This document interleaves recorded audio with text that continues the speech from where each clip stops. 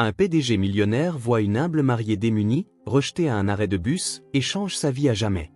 Avant de commencer l'histoire, n'oubliez pas de laisser un like et de vous abonner à la chaîne pour voir plus d'histoires comme celle-ci.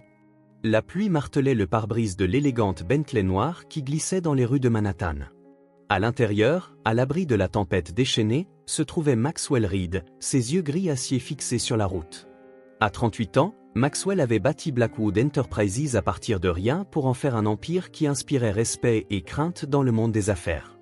Un éclair illumina brièvement ses traits affûtés et la coupe parfaite de son costume sur mesure. Il ajusta ses boutons de manchette en platine, une habitude qu'il avait prise lorsqu'il était plongé dans ses pensées. 5 ans s'étaient écoulés depuis la mort de Catherine, pourtant le vide dans son pantouse demeurait aussi immense que jamais. La seule différence était qu'il s'était habitué au silence. Itinéraire alternatif recommandé en raison d'inondations sur la 5e avenue, annonça le système de navigation, interrompant ses pensées. Maxwell fronça les sourcils mais suivit la déviation, dirigeant son véhicule de luxe dans un quartier qu'il visitait rarement, un endroit où les bâtiments accusaient leur âge et où les devantures de magasins manquaient du vernis de son environnement habituel.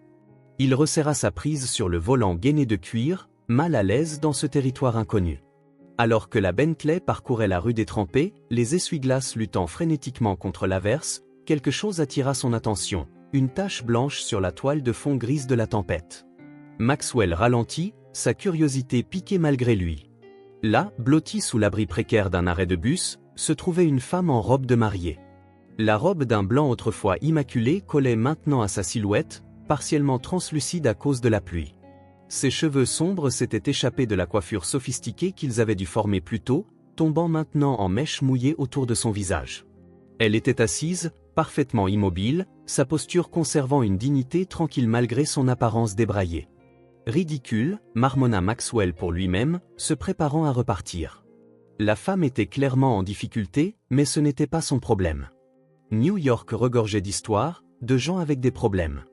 Il n'avait pas bâti sa fortune en s'arrêtant pour chaque histoire larmoyante au coin d'une rue. Pourtant, il n'arrivait pas à relever le pied du frein. Quelque chose chez elle, peut-être le contraste saisissant entre la robe de mariée ruinée et son attitude calme, le tenait captivé. Dans son monde de risques calculés et de décisions stratégiques, cette hésitation momentanée ne lui ressemblait pas. Avant qu'il ne puisse se raisonner pour y renoncer, Maxwell se surprit à garer la Bentley sur le bord de la route.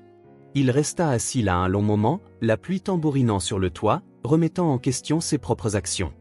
D'un geste décidé qui avait scellé des accords de plusieurs millions de dollars, il attrapa son parapluie et sortit sous l'orage. La femme ne leva pas les yeux lorsqu'il s'approcha, son regard fixé sur un point lointain de l'autre côté de la rue. De près, il put voir qu'elle était plus jeune qu'il ne l'avait d'abord pensé, peut-être la fin de la vingtaine, avec des traits délicats et une peau pâle de froid, de choc, ou des deux. « Excusez-moi », dit Maxwell, sa voix perçant le bruit de la pluie. « Avez-vous besoin d'aide » Ses yeux se levèrent enfin pour rencontrer les siens, d'un brun profond et rempli d'une émotion qu'il ne parvenait pas tout à fait à nommer. Pas tout à fait du désespoir, mais quelque chose d'adjacent. Une reconnaissance peut-être, pas de lui spécifiquement, mais d'une âme sœur blessée. « Je vais bien », répondit-elle, sa voix étonnamment assurée. « Merci. » Maxwell resta là, l'eau commençant à s'infiltrer dans ses chaussures en cuir italien malgré la protection du parapluie. Dans les salles de conseil à travers le pays, les gens tremblaient lorsqu'il entrait. Pourtant, cette femme dans sa robe de mariée ruinée ne montrait aucune intimidation. « Vous n'allez clairement pas bien », déclara-t-il d'un ton neutre. « Et cette tempête ne faiblit pas. Je peux vous emmener où vous devez aller. » Elle esquissa presque un sourire, une brève crispation amère des lèvres. « C'est justement ça. Je n'ai nulle part où aller. » Le tonnerre grondait au-dessus d'eux, ponctuant ses mots avec un timing cosmique. Maxwell sentit quelque chose s'agiter en lui, un instinct protecteur qu'il pensait mort avec Catherine. « Alors peut-être, dit-il doucement, aimeriez-vous aller quelque part au sec, le temps de vous organiser ?» Pendant un long moment, elle l'étudia, pesant des options invisibles. Maxwell Reed, qui n'attendait jamais personne, se surprit à retenir son souffle. Finalement, elle se leva, rassemblant ce qui restait de sa dignité ainsi que la traîne trempée de sa robe. « Pourquoi pas ?» dit-elle en se dirigeant vers lui et la Bentley qui attendait. Après tout, cette journée ne pourrait pas être pire. Ils étaient loin de se douter tous les deux à quel point elle se trompait sur ce point. L'intérieur de la Bentley de Maxwell sentait le cuir cher et un parfum discret. Olivia Warren était assise, raide, essayant de ne pas goûter sur la sellerie immaculée, un effort vain étant donné sa robe de mariée trempée. « Vous avez un nom » demanda Maxwell, brisant le silence alors qu'il naviguait à travers la tempête qui s'aggravait. « Olivia » répondit-elle, puis après une pause, « Olivia Warren ». Elle l'étudia du coin de l'œil. Costume cher, posture assurée, la manière décontractée dont il maniait un véhicule valant plus que ce qu'elle gagnerait en une décennie d'enseignement. Il était beau, de cette manière inaccessible des hommes habitués au pouvoir, mâchoire carrée, yeux calculateurs, pas un cheveu de travers malgré le temps. Maxwell Reed, offrit-il sans qu'on le lui demande. Où était le mariage? Olivia tressaillit. La cathédrale Saint-Patrick. Prestigieux, commenta Maxwell, son ton neutre. Cela appartenait à sa famille, pas à la mienne, dit-elle, une pointe d'amertume se glissant dans sa voix. Thomas Harrington. Sa famille possède la moitié de l'immobilier de l'Upper East Side. Maxwell hocha la tête, reconnaissant immédiatement le nom. Et vous êtes parti? Il est parti, corrigea Olivia, regardant la ville floue sous la pluie. Juste avant les vœux. Il a dit que je ne m'intégrerai jamais à son monde. Elle rit, un son creux. 5 ans ensemble, et je découvre que c'est un lâche le jour de notre mariage. Le souvenir des mots murmurés par Thomas brûlait encore. Tu es belle, Olivia, mais soyons réalistes. Tu ne seras jamais vraiment à ta place. Où dois-je vous emmener? Demanda Maxwell, interrompant ses pensées. Olivia réalisa qu'elle n'avait nulle part où aller. Son appartement avait été vidé, prêt pour le déménagement dans le Penthouse de Thomas. L'appartement de sa demoiselle d'honneur serait maintenant rempli d'invités du mariage, tous disséquant son humiliation autour d'une coupe de champagne. Je ne sais pas, allez. Maxwell observa son reflet dans le rétroviseur. Elle ne pleurait pas, n'était pas hystérique, juste assise avec une résignation tranquille. Il respecta cela. J'ai une chambre d'amis, dit-il avant de pouvoir reconsidérer. Vous pourrez vous reprendre, passer des appels, réfléchir à votre prochaine étape. Les yeux d'Olivia se plissèrent. Et qu'est-ce que cela me coûterait? La mâchoire de Maxwell se crispa. Rien. Contrairement à ce que cette journée vous a appris, tout le monde n'a pas d'arrière-pensée. Alors que la Bentley entrait dans le garage privé sous un luxueux immeuble imposant, Olivia sentit une once d'incertitude. Elle suivait un inconnu chez lui, un inconnu puissant et riche, alors qu'elle était émotionnellement vulnérable et portait une robe de mariée. « Je suis enseignante », dit-elle soudainement. « École primaire, CE2. » Maxwell la regarda, comprenant le message, « Je suis une vraie personne. On remarquera mon absence si je disparais. Ma gouvernante habite ici. Madame Winters. Elle a 70 ans et elle est terrifiante. Vous serez parfaitement en sécurité. » L'ascenseur s'ouvrit directement sur son Penthouse. Des baies vitrées révélaient Manhattan s'étalant en contrebas, la tempête transformant la ville en une aquarelle de gris et de lumière floue. « Bienvenue chez moi », dit Maxwell formellement, comme si ces mots étaient rarement prononcés. Olivia entra, traînant de l'eau et des rêves perdus sur son sol en marbre immaculé. Quelque chose dans la perfection stérile de l'espace lui disait qu'elle n'était pas la seule à porter un vide en elle. Madame Winters se matérialisa dans le hall d'entrée telle une sévère apparition. Ses cheveux argentés étaient tirés en un chignon serré, son expression passant de la surprise à la suspicion en observant la silhouette dépenaillée d'Olivia. « Monsieur Reed, dit-elle, sa voix scrupuleusement neutre. Je ne savais pas que nous attendions une invitée. Moi non plus, répondit Maxwell. Madame Winters, voici mademoiselle Warren. Elle restera dans la chambre d'amis et cette nuit. Les lèvres minces de la gouvernante se pincèrent, mais elle hocha la tête. Je vais la préparer immédiatement.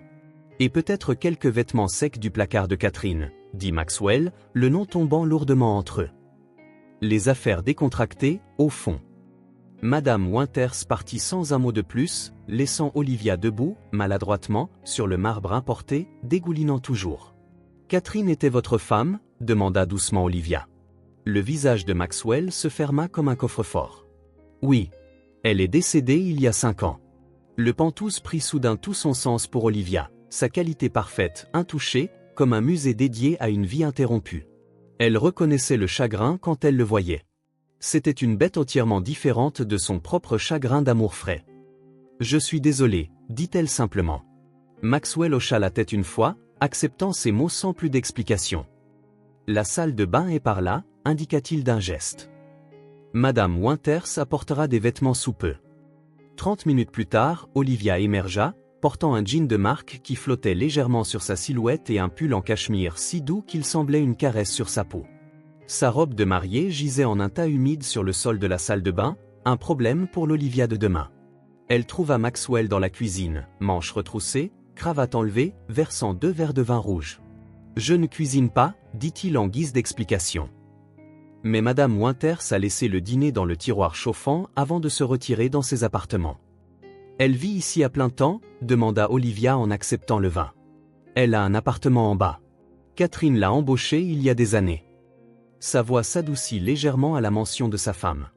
Autour d'un repas simple mais exquis de poulet rôti et de légumes, ils s'observèrent avec prudence.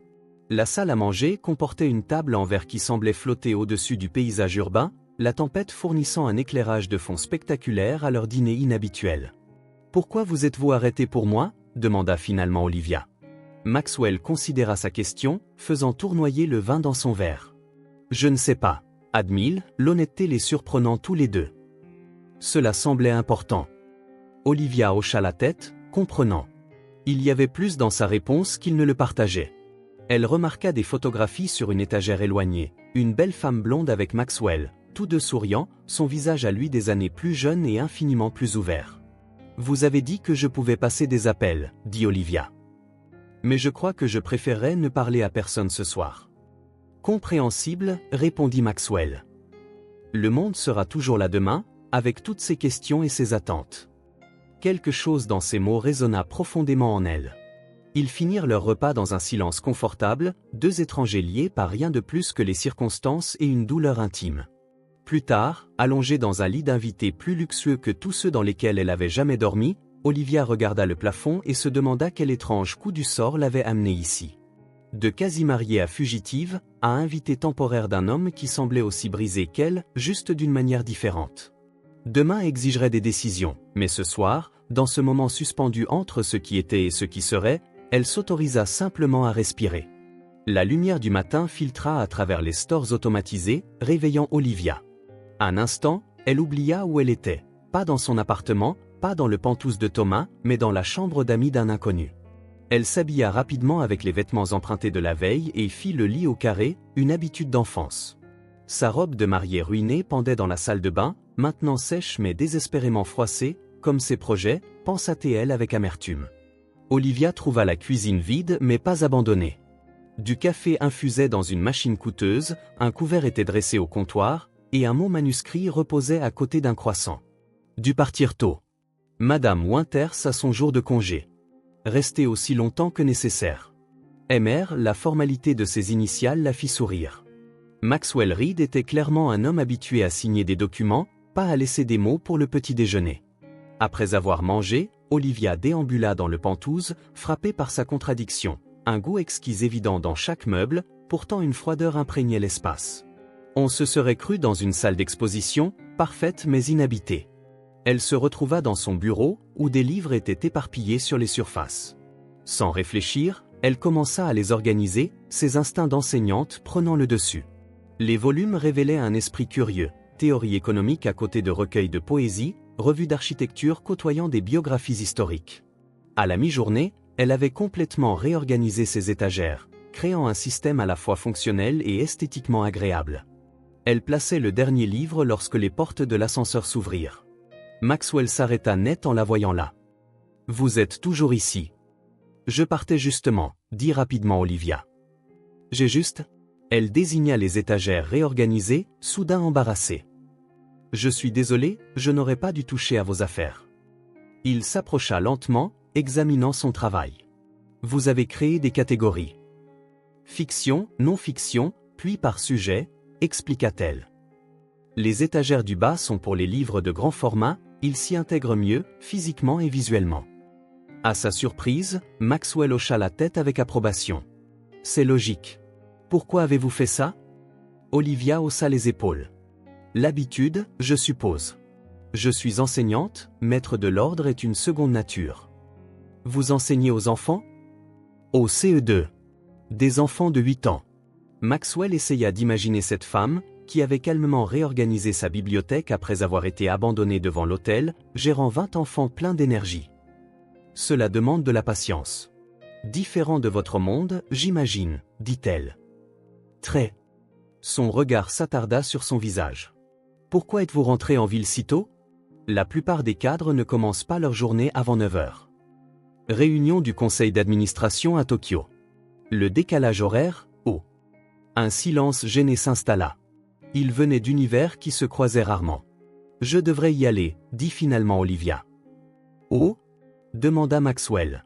Sa franchise aurait pu paraître impolie, mais elle la trouvait rafraîchissante après les évasions polies de Thomas. Je ne sais pas encore, admit-elle. Mon bail d'appartement a expiré la semaine dernière. Tout est en garde-meuble, sauf ce que j'avais emporté pour la lune de miel. Maxwell considéra cette information avec la même attention qu'il accorderait à des projections de marché. La chambre d'amis est disponible jusqu'à ce que vous régliez vos affaires. Olivia l'étudia, essayant de comprendre sa motivation. Pourquoi m'aideriez-vous? Parce que je le peux, dit-il simplement. Et parce que, il regarda autour de lui sa maison parfaite et vide, cet endroit aurait bien besoin d'un peu de vie. Quelque chose passa entre eux alors, pas de l'attirance, mais une reconnaissance. Deux personnes à la dérive de différentes manières, s'offrant mutuellement un havre temporaire. Une semaine, décida Olivia. Juste le temps de trouver un endroit permanent. Maxwell hocha la tête une fois, l'affaire réglée avec la même efficacité avec laquelle il concluait vraisemblablement des accords de plusieurs millions de dollars. Aucun d'eux ne se doutait à quel point cette semaine allait changer complètement leur vie. Madame Winters revint le lendemain, son regard désapprobateur suivant Olivia alors qu'elle se déplaçait dans le Penthouse. La gouvernante maintenait un professionnalisme parfait, mais ses instincts protecteurs envers Maxwell étaient évidents dans chaque mouvement sec. Madame Winters, dit Olivia en s'approchant d'elle alors qu'elle époussetait une collection de récompenses en cristal. Je veux que vous sachiez que je n'abuse pas de la gentillesse de Monsieur Reed. Je serai parti d'ici la fin de la semaine. La femme plus âgée s'arrêta, étudiant Olivia avec des yeux perçants. Monsieur Reed ne ramène pas de gens à la maison. Pas depuis le décès de Madame Reed. Olivia assimila cette information avec soin. C'était juste la pluie et un malheureux concours de circonstances. Peut-être, dit Madame Winters en reprenant son époussetage. Ou peut-être pas. Ce soir-là, Maxwell arriva avec une invitée inattendue, une femme remarquable au début de la quarantaine dont la ressemblance avec lui était indéniable. Eleanor, dit Maxwell, voici Olivia Warren. Elle séjourne ici temporairement. Vraiment? Le sourcil parfaitement arqué d'Eleanor en disait long. Elle tendit une main manucurée. Eleanor Reed Blackwood. La sœur de Maxwell est la seule personne qui lui dit la vérité. C'est un plaisir de vous rencontrer, dit Olivia, soudain consciente de ses vêtements empruntés et de ses pieds nus. Au dîner, Eleanor interrogea Olivia avec la précision d'un procureur, tandis que Maxwell observait en silence. Enseignante, remarqua Eleanor quand Olivia expliqua sa profession. Quel épanouissement, bien que j'imagine que le salaire laisse à désirer. La satisfaction, non, répondit Olivia sans hésitation. Les lèvres d'Eleanor tressaillirent avec quelque chose qui ressemblait à du respect. Et maintenant, vous logez dans le Penthouse de mon frère. Sacré changement de décor. Eleanor, prévint Maxwell. Quoi? Je fais simplement la conversation avec votre invité. Olivia croisa directement le regard d'Eleanor. Je comprends votre inquiétude. Une femme étrange dans la maison de votre frère après une solitude de 5 ans. Mais je ne suis pas ici pour une autre raison que la gentillesse offerte quand j'en avais besoin. L'atmosphère changea subtilement. Eleanor se renversa en arrière, réévaluant Olivia. Eh bien, dit-elle finalement, au moins, vous êtes direct. Après le départ d'Eleanor, Maxwell versa 2 verres de scotch sur la terrasse surplombant la ville scintillante. Je m'excuse pour ma sœur, dit-il. Ne le faites pas, répondit Olivia. Elle vous aime. Maxwell l'étudia par-dessus son verre. Demain est votre dernier jour, selon votre échéancier.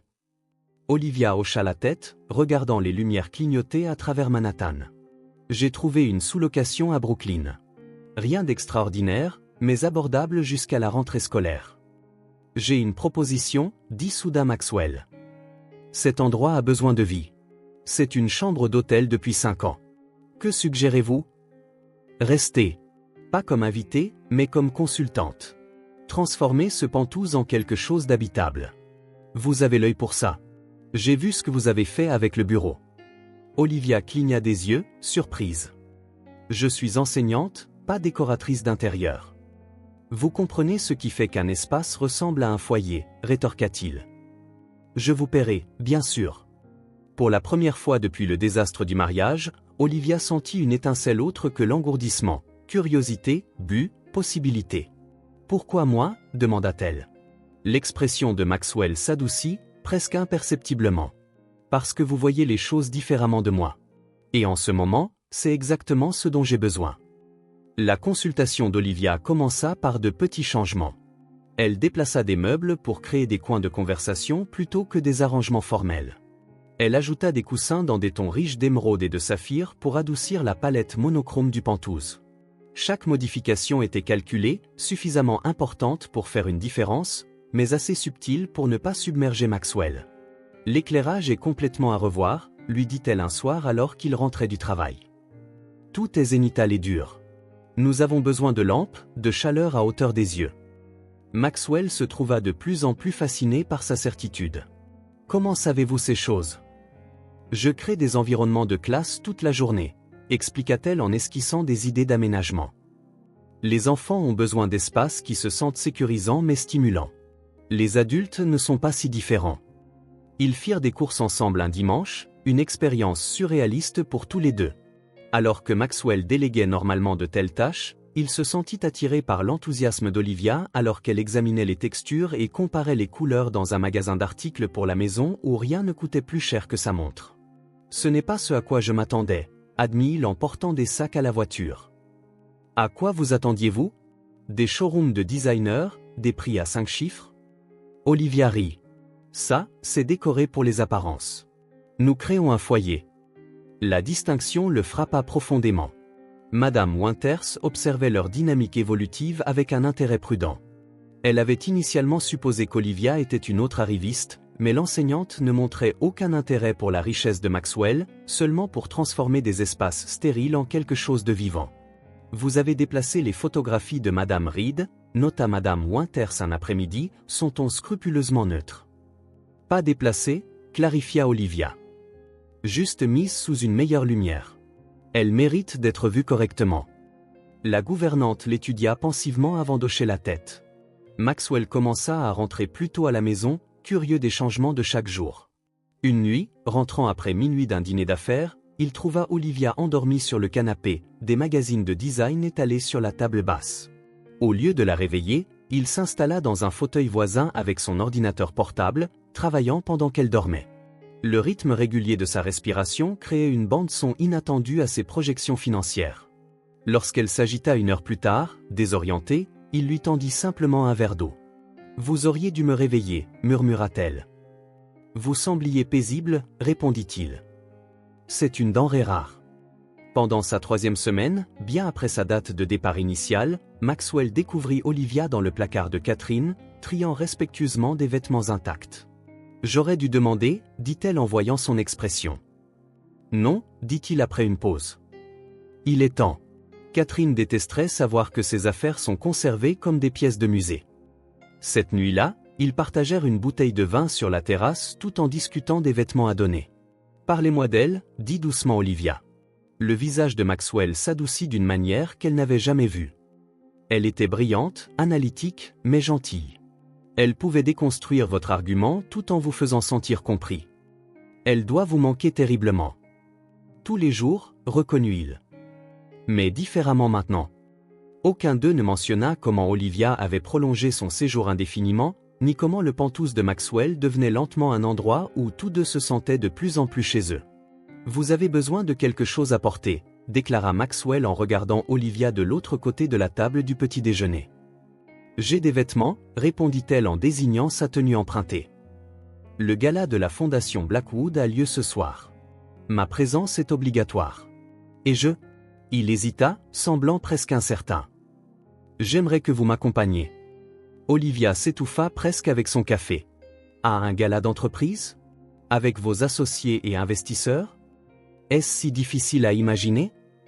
Oui, dit-elle honnêtement. Je n'appartiens pas à ce monde. Quelque chose vacilla sur le visage de Maxwell. Une reconnaissance, peut-être. C'est précisément pourquoi je veux que vous soyez là. Quelques heures plus tard, Olivia se tenait devant un miroir dans une boutique où rien n'avait d'étiquette de prix, signe certain que rien n'était abordable. La vendeuse avait apporté une sélection de robes après un bref coup d'œil évaluateur à la silhouette d'Olivia. Celle-ci, décida la vendeuse en tendant une robe bleu nuit avec un chatoiement subtil.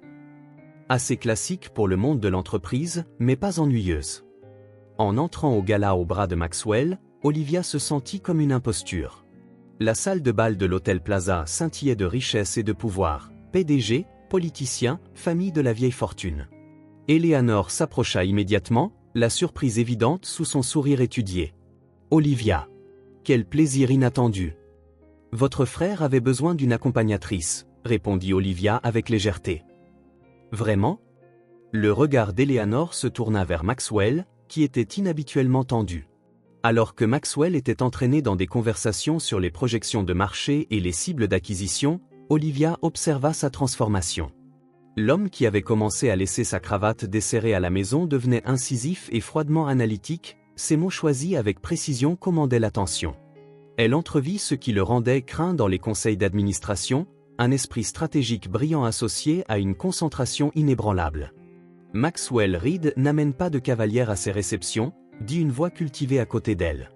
Olivia se tourna pour trouver un homme élégant plus âgé qui l'observait avec un intérêt calculé.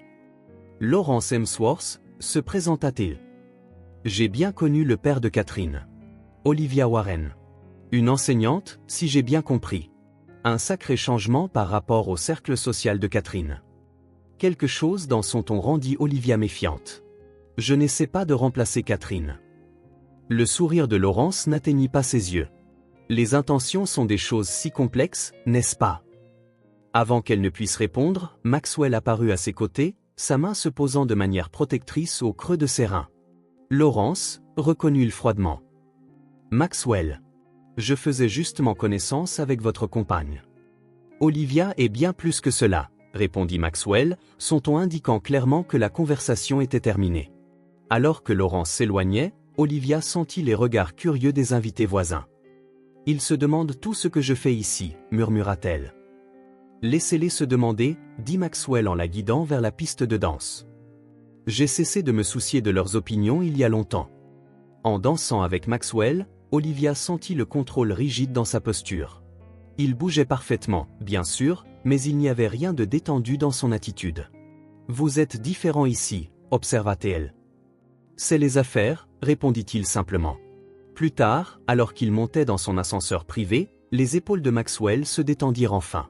Il desserra sa cravate en soupirant. « Merci d'être venu ce soir », dit-il doucement. « Je me sentais déplacé », admit Olivia. « Vous étiez la seule personne authentique dans la pièce », répondit Maxwell, ses doigts effleurant brièvement les siens alors que les portes de l'ascenseur s'ouvraient sur son pantouse. « Ma mère est à l'hôpital. » Maxwell leva les yeux de son ordinateur portable pour trouver Olivia debout dans l'embrasure de la porte de son bureau, le téléphone serré dans sa main, le visage pâle. « C'est grave ?» demanda-t-il immédiatement, mettant son travail de côté. « Pneumonie. La voisine qui a appelé dit que c'est préoccupant mais pas critique. Je dois aller la voir. » La voix d'Olivia trembla légèrement, la première réelle vulnérabilité que Maxwell avait vue chez elle depuis qu'il l'avait trouvée à l'arrêt de bus. « Où est-elle » Maplon. C'est une petite ville à environ 2 heures au nord. Maxwell ferma son ordinateur portable avec décision. Je vous y conduis. Vous n'êtes pas obligé. Je sais, l'interrompit. Je veux le faire. Le trajet vers le nord révéla une facette de Maxwell qu'Olivia n'avait pas encore vue, un calme concentré qui apaisa ses pensées agitées. Sa Bentley semblait déplacée alors qu'il quittait la ville, troquant les gratte-ciel pour des paysages de plus en plus ruraux. Parlez-moi de votre mère, dit Maxwell alors qu'il traversait de petites villes avec des drapeaux américains et des devantures de magasins familiaux. Janet Warren.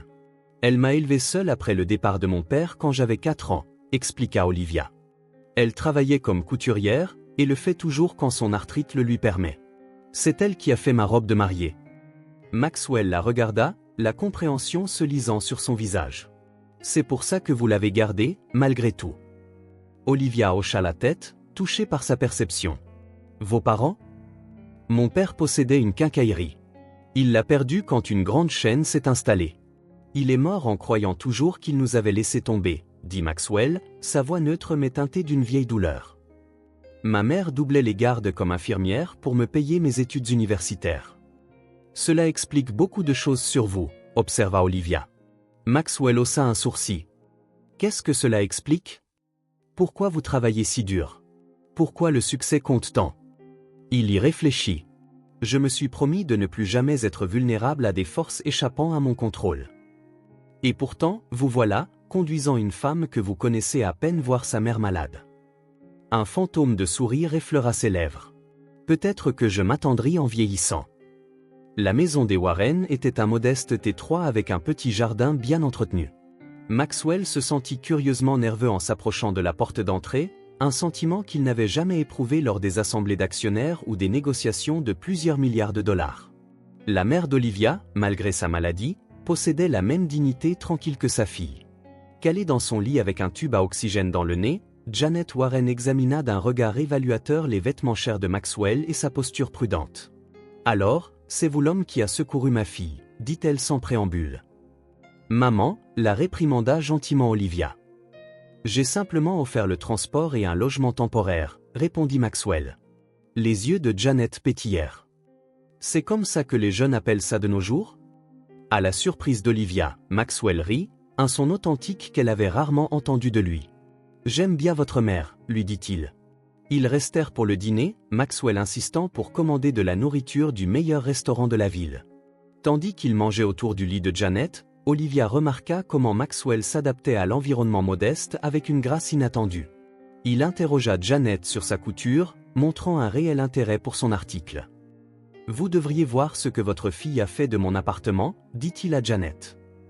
Elle a votre sens du détail. » Plus tard, alors qu'Olivia aidait sa mère avec ses médicaments, Janet murmura « Il te regarde quand tu ne regardes pas. » Ce n'est pas ça, insista Olivia. Janet lui tapota la main. Peut-être pas encore. Sur le chemin du retour vers Manhattan, un silence confortable emplit la voiture. La ligne d'horizon de la ville émergea, scintillant de possibilités. Merci, dit doucement Olivia. Pour aujourd'hui. Maxwell garda les yeux sur la route, mais sa main couvrit brièvement la sienne. Votre mère est remarquable. Je vois d'où vous puisez votre force. À cet instant, quelque chose changea entre eux, une reconnaissance qu'ils avaient dépassé le stade de propriétaire et locataire, voire même d'amitié, pour entrer dans quelque chose que ni l'un ni l'autre n'était tout à fait prêt à nommer. Le sommeil fuyait Maxwell cette nuit-là. Le Penthouse, autrefois forteresse de solitude, contenait désormais des échos de la présence d'Olivia, un livre laissé ouvert, une tasse de thé oubliée sur le rebord de la fenêtre, le parfum subtil de son shampoing persistant dans le couloir. Il se retrouva dans la cuisine à 3 heures du matin, se préparant du thé, une habitude qu'il avait acquise en l'observant. Le bruit de pas légers le fit se retourner. « Vous non plus, vous ne pouviez pas dormir ?» demanda Olivia, enveloppée dans un peignoir emprunté, les cheveux détachés autour de ses épaules. « Apparemment non », répondit Maxwell en lui offrant une tasse. Ils se dirigèrent vers le salon, maintenant transformé avec des sièges confortables et un éclairage chaleureux.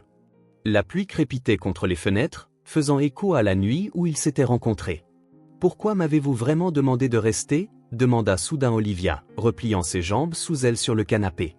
Maxwell songea à esquiver, mais se surprit à répondre honnêtement, « Après la mort de Catherine, j'ai construit des murs autour de tout, ma maison, ma vie, mes émotions. » C'était efficace, mais solitaire, observa-t-elle.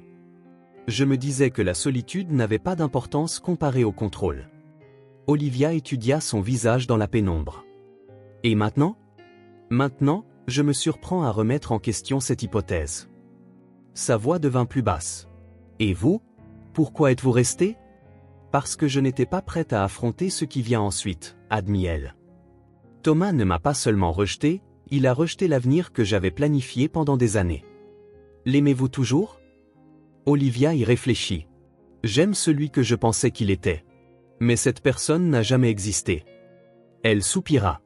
J'ai passé toute ma vie à essayer de correspondre aux attentes des autres. Le rêve de ma mère de me voir bien mariée, la vision de Thomas d'une épouse qu'il pourrait modeler à son image. Et que voulez-vous, vous? arrêtez de disparaître, murmura-t-elle. À chaque relation, je perds un peu plus de moi-même en essayant de devenir ce que quelqu'un d'autre a besoin. Maxwell posa sa tasse. J'ai fait le contraire. Refusé de plier pour qui que ce soit depuis Catherine. L'entreprise est devenue tout, un monument au contrôle. On forme un sacré duo, dit Olivia avec un sourire triste. Vous avez construit des murs si hauts que personne ne peut entrer. Je me suis rendu si malléable que je sais à peine quelle forme je suis censé avoir. Quelque chose changea dans l'expression de Maxwell, un adoucissement autour des yeux qui transforma tout son visage. Je vous ai observé ces dernières semaines. Vous êtes la plus forte quand vous êtes simplement vous-même, en réorganisant mes étagères, en défiant ma sœur, en charmant ma difficile gouvernante. Ça me terrifie, avoua Olivia. Être juste moi. Ça me terrifie aussi, admit Maxwell. Voir mon monde soigneusement construit changer. Me surprendre à me soucier. Le mot resta en suspens entre eux, chargé de sens inexprimé. Aucun des deux ne chercha à combler le dernier fossé, tous deux trop conscients de leurs blessures respectives. Nous devrions essayer de dormir, dit finalement Olivia en se levant du canapé. Maxwell hocha la tête mais attrapa sa main alors qu'elle passait. Merci, dit-il simplement. D'avoir fait de cet endroit plus qu'une salle d'exposition. Merci, répondit-elle. De m'avoir donné l'espace pour me souvenir de qui je suis. Leurs doigts s'attardèrent un instant de plus que nécessaire avant de se séparer, chacun retournant dans sa chambre solitaire, portant le poids des vérités enfin exprimées à voix haute. La paix fragile que Maxwell et Olivia avaient construite vola en éclats un matin avec l'arrivée de visiteurs inattendus. Olivia arrangeait des fleurs dans le salon lorsque les portes de l'ascenseur s'ouvrirent. L'homme qui en sortit était douloureusement familier. Thomas Harrington, impeccablement vêtu comme toujours, son beau visage un masque de contrition étudié. Olivia, dit-il, comme si la trouver dans le pantouse d'un milliardaire était parfaitement normal. Vous êtes une femme difficile à retrouver. Elle se figea, le vase serré dans ses mains. Comment m'avez-vous trouvé? Est-ce important? Je vous ai cherché partout. Il s'approcha, son parfum déclenchant des souvenirs indésirables. Nous devons parler. Nous n'avons rien à nous dire, répondit Olivia, sa voix plus assurée qu'elle ne le sentait. L'expression de Thomas se durcit légèrement. Ne sois pas puéril. Ce qui s'est passé au mariage était regrettable, mais tu ne peux pas sérieusement te cacher ici par vengeance. Avant qu'Olivia ne puisse répondre, l'ascenseur s'ouvrit de nouveau. Cette fois, une femme blonde remarquable émergea, sa tenue de créateur criant la vieille fortune et la sophistication européenne. Maxwell, chérie, votre secrétaire m'a dit que... La femme s'arrêta net, observant la scène. Oh! Vous avez des invités. Vanessa, dit Maxwell en apparaissant de son bureau, la tension évidente dans ses épaules. C'est inattendu. Clairement, répondit-elle, son regard passant d'Olivia à Thomas avec une évaluation calculée. Je suis rentré de Paris hier. Eleanor a mentionné que vous aviez été distrait ces derniers temps. Maintenant, je vois pourquoi. La pièce crépitait d'histoires inexprimées et de tensions fraîches. Olivia réalisa que cette femme, la sœur de Catherine, la voyait comme une intruse, peut-être même une remplaçante. Je devrais vous laisser en privé, dit Olivia en se dirigeant vers sa chambre. Ne partez pas à cause de moi, dit Vanessa avec une politesse cassante. Je viens simplement prendre des nouvelles de mon beau-frère. Obligation familiale, vous comprenez. Thomas saisit le moment de distraction. Olivia, juste 5 minutes. J'ai fait une terrible erreur. L'expression de Maxwell se durcit alors qu'il se positionnait subtilement entre Thomas et Olivia. Je crois que mademoiselle Warren a clarifié sa position. Thomas évalua Maxwell avec une lassitude nouvelle. Je ne savais pas qu'Olivia avait trouvé un protecteur. Est-ce ce que vous pensez dont j'ai besoin? Demanda Olivia doucement. Une protection contre vous? Quelque chose dans son ton fit reculer Thomas. Ce n'était pas la femme accommodante qu'il avait connue, celle qui avait passé des années à se modeler pour correspondre à ses attentes. Vanessa observa l'échange avec des yeux perspicaces. Maxwell, peut-être devrions-nous discuter de cela en privé. J'ai des préoccupations concernant certaines apparences. L'atmosphère dans le penthouse s'était complètement transformée. L'espace chaleureux et en évolution qu'Olivia avait créé ressemblait maintenant à un territoire contesté, sa présence soudainement discutable. Plus tard, après le départ des deux visiteurs indésirables avec des promesses de revenir, Olivia se tenait sur la terrasse, regardant les lumières de la ville émerger au crépuscule. Ils n'abandonneront pas facilement, dit Maxwell en la rejoignant. Thomas, Vanessa, ils sont habitués à obtenir ce qu'ils veulent. Comme quelqu'un d'autre que je connais, répondit Olivia avec un sourire triste. Maxwell ne le nia pas. Que ferez-vous? La question resta en suspens entre eux, portant plus de poids que ces simples mots ne le suggéraient. Ce qui avait commencé comme un abri temporaire était devenu quelque chose auquel aucun d'eux ne s'attendait. Mais avec le passé soudainement de retour dans leur vie, l'équilibre précaire qu'ils avaient créé semblait soudainement en danger. Je ne sais pas, admit Olivia. Pour la première fois depuis des années, je commençais à me sentir moi-même à nouveau.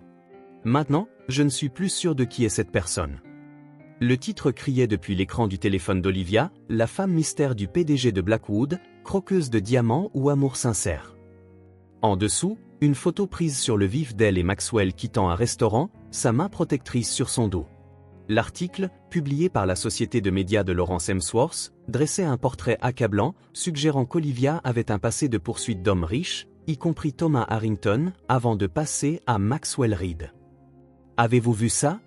exigea Eleanor en entrant à grandes enjambées dans le Penthouse sans s'annoncer, agitant son propre téléphone. « Oui, » répondit Maxwell, tendu.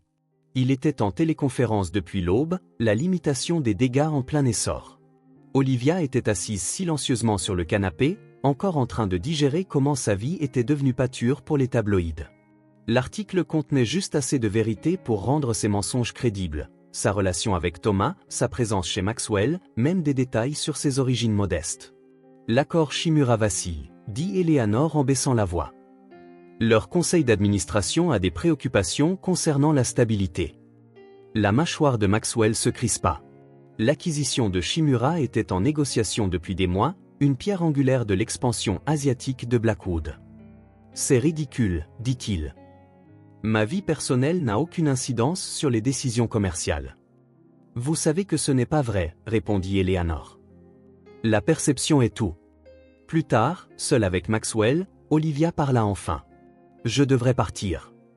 C'est exactement ce que Laurence veut, dit Maxwell en arpentant la terrasse. Il essaie de me manipuler à travers vous. Mais pourquoi? Qu'est-ce qu'il y gagne? Le père de Catherine m'a choisi pour diriger leur entreprise familiale à sa place.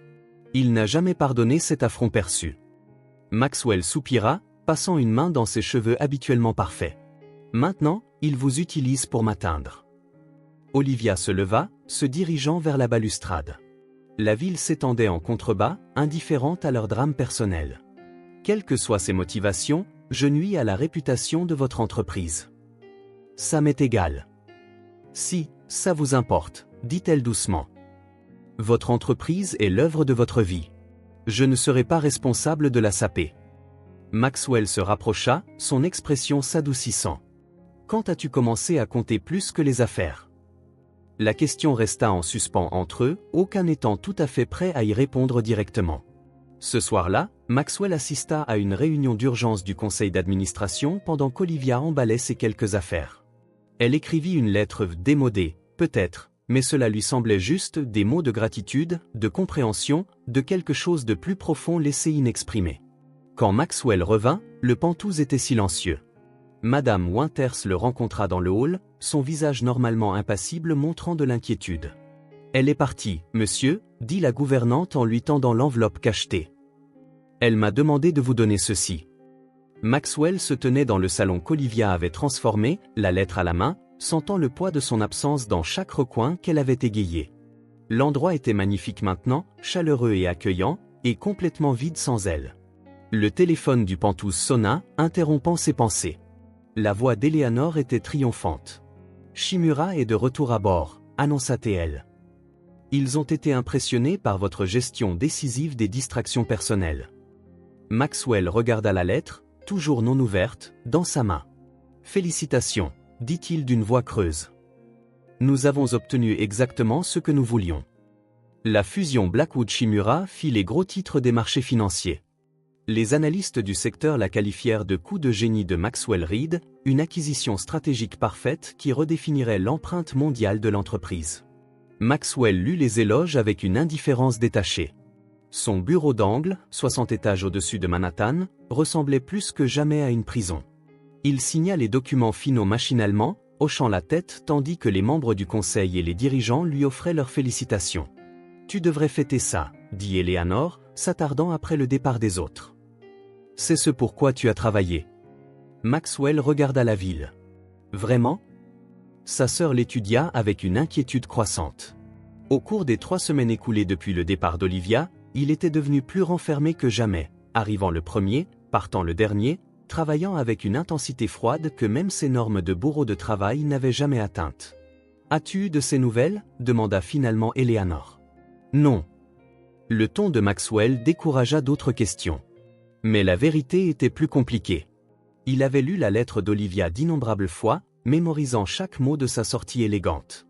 Il avait retrouvé l'adresse qu'elle avait incluse, la maison de sa mère à Mapleton. Il y était même allé une fois, pour finalement rester assis dans sa voiture au bout de la rue, incapable d'approcher. À la maison, le Penthouse restait exactement tel qu'Olivia l'avait transformé, chaleureux, accueillant et douloureusement vide. Madame Winters l'entretenait parfaitement, mais quelque chose de vital était parti avec Olivia. « Monsieur Reed, » dit Madame Winters un soir alors qu'elle se préparait à partir. « Puis-je parler librement ?» Maxwell leva les yeux de son dîner intact. « Bien sûr. Je sers cette maison depuis près d'une décennie. Je vous ai vu bâtir un empire tout en vivant dans un mausolée. » La voix de la femme plus âgée s'adoucita. Mademoiselle Warren a ramené la vie dans ses pièces. Et si je puis me permettre, en vous aussi. Elle est partie à cause de moi, répondit Maxwell. Mon monde lui a fait du tort. Peut-être, reconnut Madame Winters. Ou peut-être est-elle partie pour vous protéger. Ce qui est bien différent. L'observation persista après son départ. Maxwell déambula dans le Penthouse, touchant les petits changements qu'Olivia avait apportés, des livres arrangés par couleur, des photographies repositionnées pour capter la lumière, des rideaux laissés partiellement ouverts pour encadrer la vue sur la ville. Une violente tempête de pluie éclata sur Manhattan cette nuit-là, faisant écho à celle où il l'avait trouvée. Maxwell se tenait à la fenêtre, regardant les éclairs illuminer la ligne d'horizon, prenant une décision qui semblait simultanément impulsive et attendue depuis longtemps. Sans même prendre la peine de prendre un parapluie, il descendit par l'ascenseur et marcha sous l'averse jusqu'à l'arrêt de bus où il avait vu Olivia pour la première fois. La pluie trempa son costume cher alors qu'il s'asseyait sur le banc, se laissant ressentir tout ce qu'il avait réprimé. Le chagrin pour Catherine, non plus aigu mais adouci en acceptation, la solitude, auto-imposée pendant 5 années prudentes, et quelque chose de nouveau, un désir ardent d'une voix particulière, d'une présence spécifique qui n'avait rien à voir avec les empires commerciaux ou les acquisitions stratégiques. Un chauffeur de taxi de passage ralentit, criant « L'ami, besoin d'un transport ». Maxwell secoua la tête, l'eau de pluie coulant sur son visage, indiscernable de ce qui aurait pu être des larmes. Pendant ce temps, dans une petite salle de classe d'école primaire, Olivia arrangeait des œuvres d'art colorées sur des tableaux d'affichage. Elle avait accepté un poste d'école d'été, se plongeant dans le travail pour éviter de penser aux Penthouse et à l'homme qu'elle avait quitté. Lorsqu'une élégante voiture noire s'arrêta devant l'école, son cœur sursauta, la trahissant. Mais c'est Thomas qui en sortit, tenant un bouquet et arborant son sourire le plus persuasif. Une conversation, aplatait-il à travers la fenêtre de la classe. C'est tout ce que je demande. Olivia soupira, sachant que cette confrontation était inévitable. Ce qu'elle ne pouvait pas savoir, c'est que son choix dans les minutes à venir modifierait non seulement son avenir, mais aussi celui de Maxwell. Thomas se tenait devant Olivia, son charme étudié en pleine démonstration dans la cour d'école. Des enfants curieux observaient la scène se dérouler, leur maîtresse et le bel homme aux fleurs. « Tu as l'air bien » dit Thomas en offrant le bouquet. Olivia ne le prit pas. « Que veux-tu, Thomas ?» Une seconde chance. Sa voix s'adoucit pour prendre le ton qui avait autrefois fait battre son cœur. « J'ai fait la pire erreur de ma vie en m'éloignant de toi. Ma famille, leurs attentes.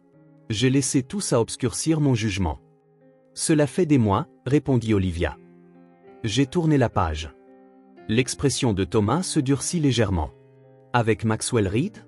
C'est de ça qu'il s'agit ? L'utiliser pour me rendre jaloux ? » L'accusation la blessa précisément parce qu'elle remettait en question ce qu'Olivia s'était demandé à plusieurs reprises. Avait-elle simplement remplacé l'approbation d'un homme par celle d'un autre ? Maxwell n'a rien à voir avec ça, dit-elle fermement. Il s'agit de moi, qui comprend enfin ma propre valeur. Thomas s'approcha. Je suis prêt à officialiser les choses, dès maintenant. Plus d'hésitation. Il fouilla dans sa poche, au grand choc d'Olivia, en sortit un écrin à bague.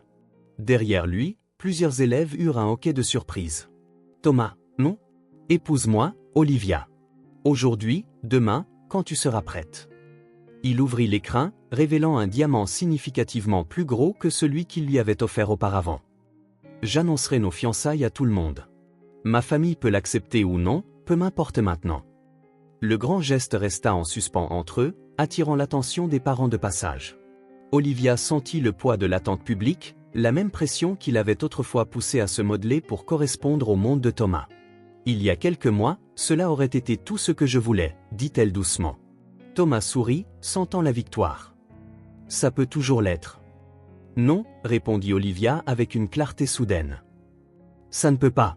Parce que je ne suis pas la même personne qui attendait à cet hôtel. Le sourire de Thomas vacilla. Est-ce à cause de Reed? T'a-t-il promis quelque chose de mieux? Cela n'a rien à voir avec Maxwell, dit Olivia, bien que son cœur contredise ses mots. Il s'agit de moi, qui comprend enfin ce que je mérite. Le charme de Thomas s'évanouit, révélant le calcul sous-jacent. Tu fais une erreur. Ce que Reed t'a offert ne durera pas. Les hommes comme lui n'épousent pas les femmes comme toi. L'écho cruel de son rejet du jour du mariage l'aurait autrefois dévasté. Maintenant, Olivia ressentait simplement de la pitié pour lui. Au revoir, Thomas, dit-elle fermement en se retournant vers sa salle de classe. Olivia, attends, appela Thomas derrière elle, mais sa voix fut couverte par l'arrivée d'une autre voiture. Maxwell en sortit, débraillé d'une manière qu'Olivia n'avait jamais vue, son costume froissé, ses cheveux ébouriffés, ses yeux cherchant jusqu'à ce qu'il la trouve. Il s'arrêta net à la vue de Thomas, l'écrin à bague toujours à la main. Les trois se tinrent figés dans un tableau, passé, présent et futur possible convergeant dans une cour d'école un mardi après-midi ordinaire. Monsieur Reed, murmura bruyamment l'un des élèves d'Olivia. L'homme du magazine. Maxwell sourit légèrement à l'enfant, puis regarda Olivia, son expression posant une question silencieuse. La tension dans la cour d'école était palpable. Thomas regarda Olivia puis Maxwell, son expression passant de la confusion à la compréhension, puis au calcul. Alors c'est comme ça, dit-il doucement. J'aurais dû savoir. Maxwell resta silencieux, gardant ses distances. Contrairement au grand geste de Thomas, il ne fit aucun mouvement pour s'immiscer entre Olivia et son passé. Au lieu de cela, ses yeux transmettaient un message simple. Quoi que tu choisisses, je le respecterai. Thomas referma l'écrin à bague d'un claquement décidé. Tu as changé, Olivia. Oui, acquiesça-t-elle. J'ai changé. Avec un dernier regard d'orgueil blessé, Thomas retourna à sa voiture et s'éloigna. Les enfants spectateurs, sentant que le drame était terminé, se dispersèrent progressivement vers la cour de récréation. Olivia s'approcha de Maxwell, observant son apparence débraillée. « Vous avez une mine affreuse. » Un fantôme de sourire effleura ses lèvres. « On m'a dit que l'honnêteté est le fondement de toute relation. » Est-ce ce que nous avons? Une relation? L'expression de Maxwell devint sérieuse. « Je ne sais pas. Mais j'aimerais le découvrir. » Ils marchèrent jusqu'à un parc voisin, le soleil de fin d'après-midi projetant de longues ombres sur l'herbe. Pendant plusieurs minutes, aucun ne parla, content d'exister simplement en présence l'un de l'autre à nouveau. « J'ai vendu le Penthouse, » dit finalement Maxwell. Olivia s'arrêta de marcher. « Quoi? Pourquoi? Ce n'était pas chez moi. Même après toutes vos améliorations. » Il haussa les épaules. C'était un monument à celui que je pensais devoir être après la mort de Catherine. Où allez-vous vivre? Je regarde un endroit à Brooklyn. Un brownstone, il a besoin de travaux. Maxwell hésita. J'espérais que vous pourriez m'aider avec ça. Comme consultante, ou quel que soit le rôle que vous pourriez envisager. Olivia l'étudia attentivement. Et Blackwood? L'accord Shimura a réussi. Les cours des actions sont à un niveau record. Le ton de Maxwell suggérait que ces faits n'avaient plus l'importance qu'ils avaient autrefois. J'ai restructuré la direction de l'entreprise, délégué plus de responsabilités. Eleanor a dû être ravie de ça, remarqua Olivia avec un petit sourire. Elle pense que je fais une crise de la quarantaine. Peut-être que oui. Maxwell se tourna pour lui faire face directement. J'ai passé 5 ans à construire des murs, Olivia. Des murs parfaits, impénétrables, autour de tout ce qui comptait. Puis vous êtes entrée dans ma vie, ou plutôt, vous vous êtes assise à cet arrêt de bus, et soudain, les murs semblaient inutiles. Un groupe d'enfants passa en courant devant eux, riant et poursuivant un frisbee. Olivia les regarda, se souvenant de ses élèves. J'ai aussi entrepris ma propre reconstruction. Je vois ça, dit Maxwell. Vous semblez centré. Je vois un thérapeute, admit elle. Pour comprendre pourquoi j'ai passé tant d'années à essayer d'être ce que Thomas voulait, au lieu de découvrir qui je suis vraiment. Maxwell hocha la tête. J'ai commencé une thérapie aussi. Pour essayer de comprendre pourquoi j'ai transformé mon chagrin en forteresse. Ils trouvèrent un banc surplombant un petit étang. La ville les entourait, mais cette poche de verdure offrait un moment de tranquillité. Je ne suis pas prête à me lancer dans une autre relation, dit Olivia honnêtement. J'ai besoin de savoir qui je suis en dehors des attentes de quiconque, même les vôtres. Je comprends, répondit Maxwell. J'ai mon propre travail à faire. Mais, continua Olivia, j'aimerais voir ce brownstone. Comme consultante, bien sûr. Bien sûr, acquiesça Maxwell, les coins de ses yeux se plissant légèrement. Strictement professionnel. Le week-end suivant, Maxwell vint chercher Olivia dans sa Bentley, la seule extravagance qu'il avait conservée. Ils se rendirent dans une rue bordée d'arbres de Brooklyn où un brownstone de 4 étages se dressait parmi des bâtiments historiques similaires. « C'est magnifique, dit Olivia alors qu'ils montaient les marches menant à la porte d'entrée. « Attendez de voir l'intérieur, prévint Maxwell en déverrouillant la porte. Il a besoin de travaux importants. L'intérieur révéla de hauts plafonds, des moulures ornées et des parquets en bois massif cachés sous des années de négligence. Des grains de poussière dansaient dans la lumière du soleil qui filtrait à travers des fenêtres sales. La cuisine comportait des appareils anciens et plusieurs murs montraient des dégâts des eaux. Olivia parcourut chaque pièce lentement, imaginant les possibilités. Pourquoi cet endroit ? Vous pourriez vous offrir quelque chose de parfait. Le parfait n'est plus ce que je veux, répondit Maxwell en passant la main sur une rampe d'escalier. Je veux quelque chose avec une histoire, avec du caractère. Quelque chose qui demande de l'effort et de la patience. Leurs regards se croisèrent, tous deux conscients qu'ils ne discutaient pas seulement d'immobilier. Il a une bonne structure, décida Olivia en ouvrant des portes-fenêtres qui menaient à un petit jardin en friche. Ça pourrait être merveilleux. Avec la bonne aide, ajouta Maxwell. Alors qu'ils se tenaient dans la maison vide pleine de potentiel, aucun ne fit de promesses ni de déclarations.